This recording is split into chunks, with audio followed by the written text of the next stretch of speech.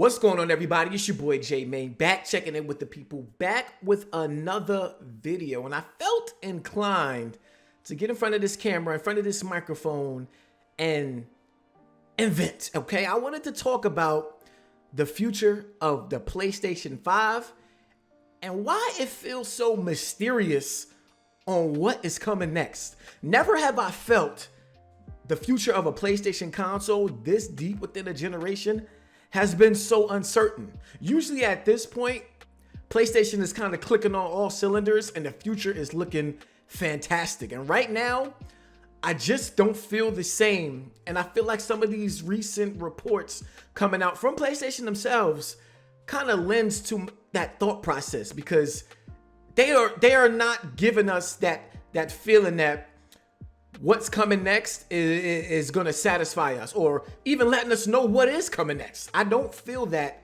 this deep into the generation. And I wanted to start by going over some of these sales charts that came out from fiscal year 2023 quarter one financial results.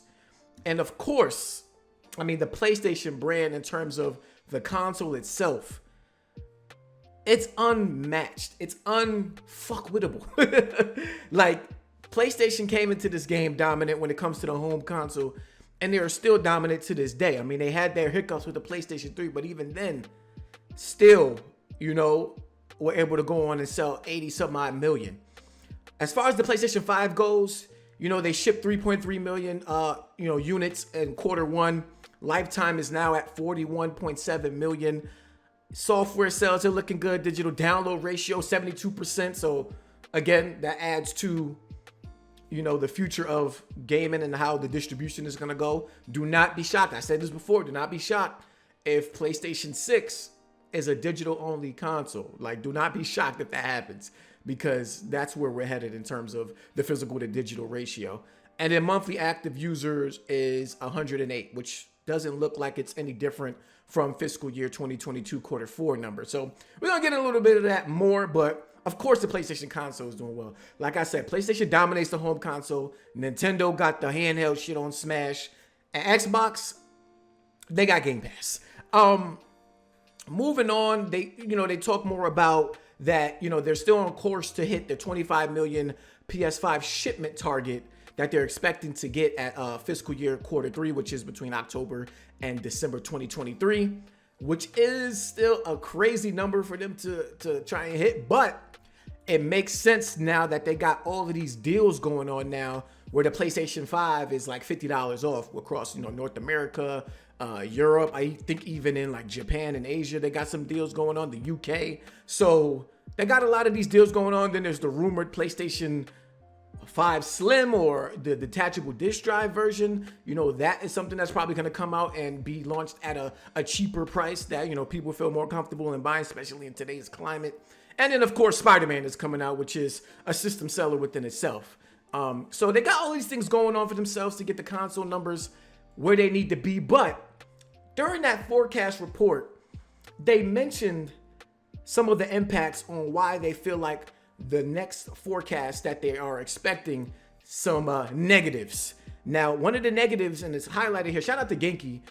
He's a great follow on Twitter if you're interested in like video game sales, whether it's software or hardware. The impact changes in the launch dates of a portion of first party titles is a negative. Now, these aren't, dates that have been out. There's a lot of, games that they showed where they don't have any concrete dates. They showed the multiplayer games that are coming out from the first party studios, where you had Concord, where we still don't even know what that's about, and Fair Games, which again, these showings weren't anything special because we still don't know what the gameplay is like. A generic 2024 launch date. So it's like, again, why so mysterious? What is going on?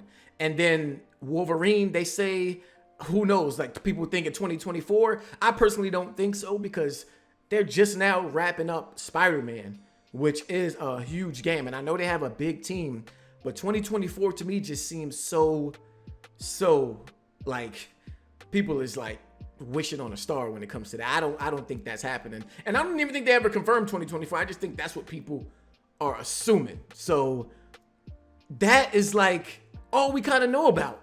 And then you got Helldivers 2, which is supposed to be this year. But who knows at this point, why even bother releasing something like that when the last quarter of this year is going to be packed.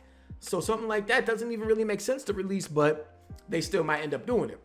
And then of course you got games like Stellar Blade, Rise of the Ronin. Like those are not first party developed games, but Sony is publishing those games. So they look at it as first party efforts. And so we don't have release dates for those either. Stellar Blade was supposed to be 2023. I doubt that's coming out anymore. Rise of the Ronin, I think, was next year. So, again, no solid release date on it.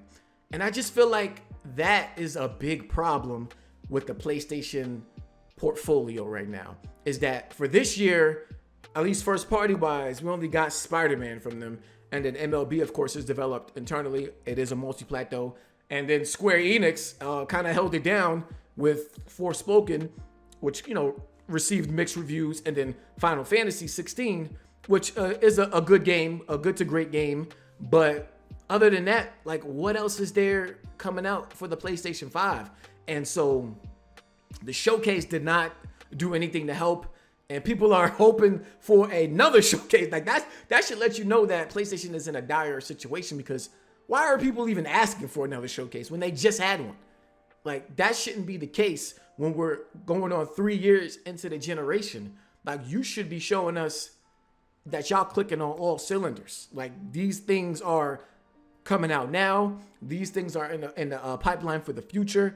And that's that. I just feel like they're holding their cards close to the chest, or they ain't got shit. Like, that's really how I feel. And there's always rumors about these multiplayer games, and Horizon getting a multiplayer game, and these other first-party studios working on these multiplayer games, but where they at?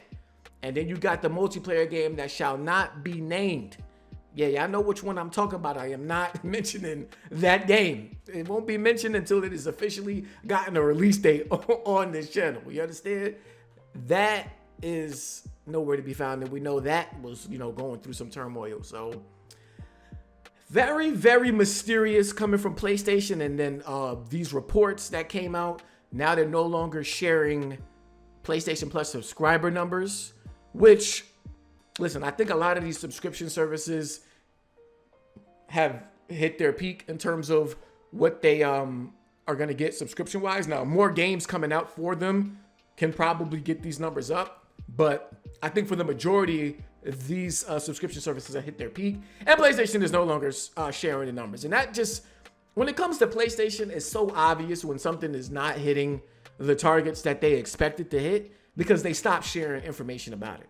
If PlayStation Plus numbers were soaring through the roof each quarter, you bet your ass they're gonna be sharing them numbers. A couple quarters, PlayStation Plus numbers did dip, but I'm thinking now that number either dipped down way lower than they thought, or it's like it's just continuously going down. And from that point, they're no longer going to share the numbers, and now they're just focusing on internally how to shift people to get to the extra and premium tier. So, I mean, that should benefit the gamer, but the multiplayer games could help, and we just don't know nothing about them. We don't know nothing about them. So, I don't know. Let me know down in the comment section what y'all think about this. Let me know if I'm tripping, and, you know, if I'm reading into this a little bit too much. This is just the way I feel personally about how PlayStation is presenting the PlayStation 5 to us. And it's just a big shift in terms of how mysterious they are about the future of it. Of course, subscribe to the channel if you're new here. Rate the video. And I'll catch y'all on my next video. Peace.